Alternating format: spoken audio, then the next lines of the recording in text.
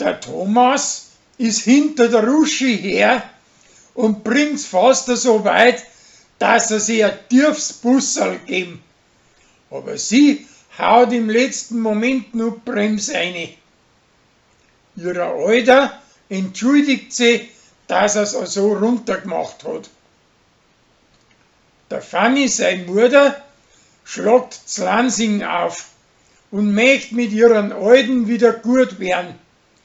Aber das haut nicht hin und sie fährt allein in Urlaub. Und er möcht dabei mit der Gabi anbandeln. Aber das wird nix. Damit, dass er z Lansing bleibt und nicht mit dem Motorrad auf Norwegen fährt, geht ihm der Gregor einen alten Gartenzaun richten. Vor Michi seiner Werkstatt wächst das Unkraut und zuerst möchte es wegmachen.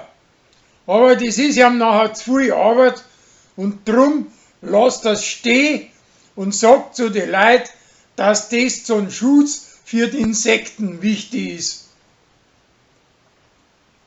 Der Chris sagt zu seiner Gespuse, dass er den ganzen Tag lernen muss. Aber dabei treibt der Schädel lauter Blödsinn mit seinen preußischen Spezi und schießt sie unversenks mit dem Klammerhaufen eine Heftklammer in sein Zipfel rein.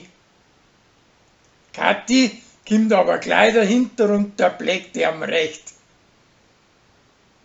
Als Hummerl kauft sie einen neuen Fetzen und zieht ihn an und hängt das Pudel davon als Netz rein.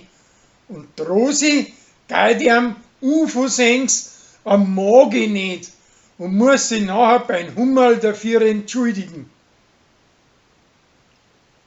An Rolli, seine preußische Gespuse, möcht mit dem Mann ein Schafkopfer und das Hummerl bringt's ihr dabei und schließlich kann es perfekt.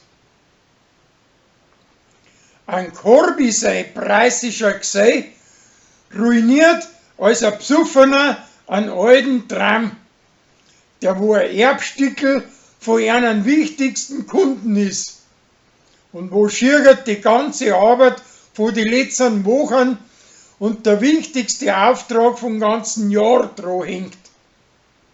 Drum mach es nachher aus, dass den alten Tram fälschen und so deren, wie wann das der echte war.